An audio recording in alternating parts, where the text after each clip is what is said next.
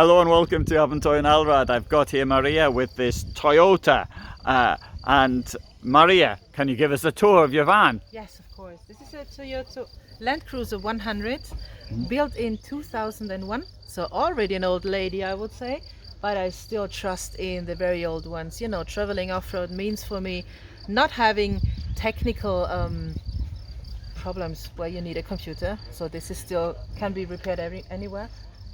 It is a 4.2 liter motor. We have 204 horsepower, and the original chassis is still up to the roof, just on the roof.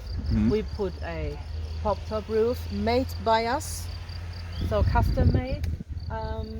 Then we have the ambulance doors. In contrast to usually we have the pull down and pull up door. Okay. What is it called? I don't know. Drop down, drop. Yes, but drop down, Yeah. pop up door Yeah. usually. So here we have the ambulance doors.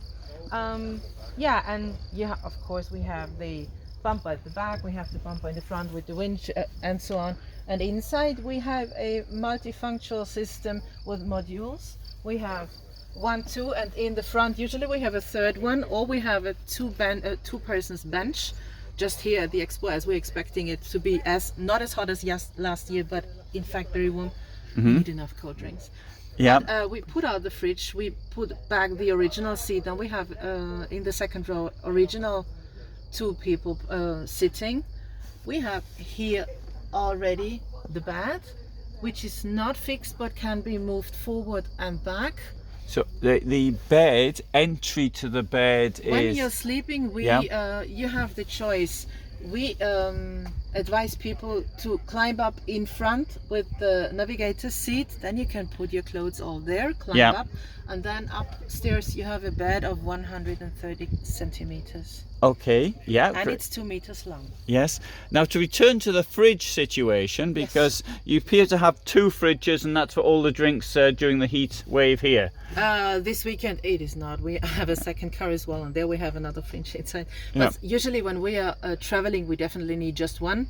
Yeah. And we focus on Engel. Is a very close partner for us for years now.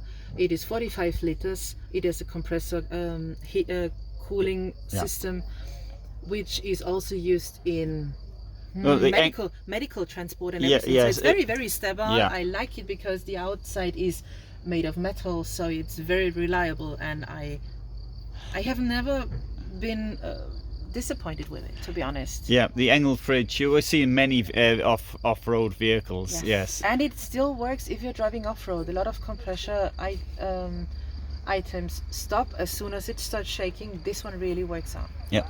Now, what about water? We have here 15 liters inside, a little USB pump, and of course we just have a very, very little sink. But what do we really need? Honestly, when we are traveling, me personally, I live outside. I really get inside if I have too many mosquitoes, if it starts raining, and if I want to go to sleep. But it is enough to take the water for the dogs. It is enough to wash the 2 cups of coffee in the morning. The rest of the day we're standing outside. And how often do you sort of sit in the back here, or is that depending on the mosquito situation, to be honest? Yeah. But we really use it as I can slide the bed in front, then I can really sit upright here. Yeah. So and I can put the bed upstairs and fix it on the roof. Yeah. And then we really have standing height inside, where I can really change my clothes depending on the cultural situation, depending on the temperature outside. Traveling as a woman, you know, it is not always nice to change your clothes in front. No, I understand. So it's the privacy absolutely. thing, and no, I really use it and I like it inside. Yeah. So when you say standing height, though, we have 2 meters and 30, I think, if I open it properly like this. Okay, right. Yeah. So if I really move the bed forward, I have to go in front and slide it back in front. But in fact, I can really put it up, and then I have the height till the top of the roof. Okay, yeah. So we take so this part comes out completely. Yeah. So if you stay here, then I started. Okay, great. One thing worth pointing out is the floor plate here is really small. Oh, You can really slide it. yeah, and so that would slide forward, Yeah. and that seems to be relatively easy, and then stand up. Indeed, you can stand up. Yes.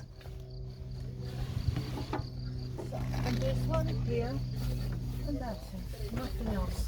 That goes up. That's a sort of standard way of pushing that up. Yeah, I mean, this is the easiest way. What do you think? I mean, how much technique is really necessary in a car, and how much technique is really reliable on a trip when you're driving off-road? The shaking and everything. If you put everything electrical, how high is the risk that it really...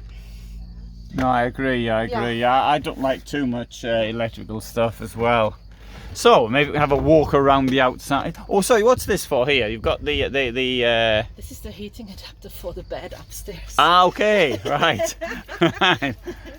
Oh. So really, this is the usual outtake where this is an Eberspecher heating inside, Yeah. and I can put this away and put this here. Then I have the pipe that really puts the warm heat upstairs. So it is not necessary to heat up the whole car if you're just sleeping on top. Yeah, sure. Some way of efficiency, of energy saving, and whatever. How much heat do you lose from the windshield and from the windows here? So if you really start it and it streams already up directly, then it's perfect for me. Yeah. Okay, let's have a continue walking round. Now you put in your own toilet in this as well. Of course. You really stood next to it and you didn't recognize it, which is perfect. This is the black one here. It is the same. The black ones and the grey ones are the same. It's just the color. Yeah. So we've done a different film on the toilet, so you can see that there. Yeah. And great. Yeah, we have two gull wings. Means for me an enlargement of living space to be able to, I don't know. No, I know. Everything. It was just originally we have fixed windows. Then for the Land Cruiser, originally there are sliding windows, but still, yeah. I understand that it's a way of opening things up, and it appears to be more space, even if there isn't. If there are no mosquitoes, we're still at the same topic. Yeah. Again, here we have the entrance to the fridge. This is really the original place where we like to put it. The driver can open it from the driver's seat if you're stuck on a border or whatever. You can really open it on the front. That's why we put it like this. Of course, we could have opened it like that, but then from the driving situation, you cannot take the drinks out. Here for the expo, we of course using bottled water, but we can also use with some kind of filters, charcoal filters and so on. We could use the water out of a tank. Mm-hmm. Here for the expo, it's for us just important to drink enough till Sunday. Mm-hmm. Yeah. So you see, it is almost right till here. It is more or less the original one. Yeah. Just the tires, the axles are a bit broader and so on, but everything's street legal. Yes. And so where have you been in this? This car has a long family story because my father used to buy it in 2005. Mm-hmm. So it belongs to the family now for a very long time, and 2 years before I took it, and then we started to build it. So it was some kind of, it has been to Algeria, Libya, Tunisia, all over Europe and everything, and our plans are in autumn to go from Austria-Hungary via Albania, Northern Macedonia to Greece. So of course we also have those cut off and built boxes, but depending on where I travel, I use this or the other one. It's just a way of usability. Yeah. And so you've got the snorkel. Yes. And what's your wading depth? How deep can the water be? In fact, because of everything else on the motor, of course, here the water, this is all fixed. So we say like this is no problem. Yeah. We for the axle oil and everything, we put the pipe in the heights. It's just a question of, if you're traveling, do you really have to go through the water? Then I can really do it like this for a very, very short time. If you know that you don't get stuck, you can go higher. But if you're traveling alone or with a second car, and if you go around, then I would like to avoid it. You know what I mean? Oh yeah, no, absolutely. It is the question of, is it now an off-road event, just where you have the organization, or is it my really overland tour, and then I do the exaggerated version. Yeah, yeah. And you've got a solar panel on the Yes. on the bonnet. Yes, it's 100 watt, and this is the only one. We have 100 ampere lithium battery. Lithium ferrous phosphate. Thank you. So this one loads the LiPo accu, and 100 ampere 100 watt is definitely enough, as we are usually traveling with the car and not just living for days somewhere. Yeah, we can cope with the light, with the water pump, with the heating, and everything else. It is perfectly nice. And what type of battery have you got inside? Victron. Victron. Oh, Victron lithium ferrous phosphate. Yeah. So Okay. we have, for years now, we really trust in Victron. Yeah. I was always satisfied, so I'm not looking for something else. Oh no, that's great. That's great. So we really have this the solar, and so really the whole.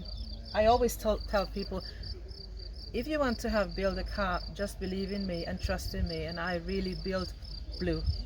Yeah. But of course, there are a lot of other products on the market already. Because in your case, I would use something like an EcoFlow because it's got everything built in. You're right.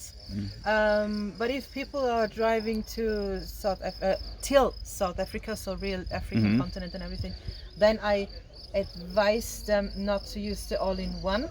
But of course, in the European area, I would use the all-in-one because it's compact. You just put it in, you stick on whatever you want to. But if you're driving somewhere and you get lost with, I don't know, the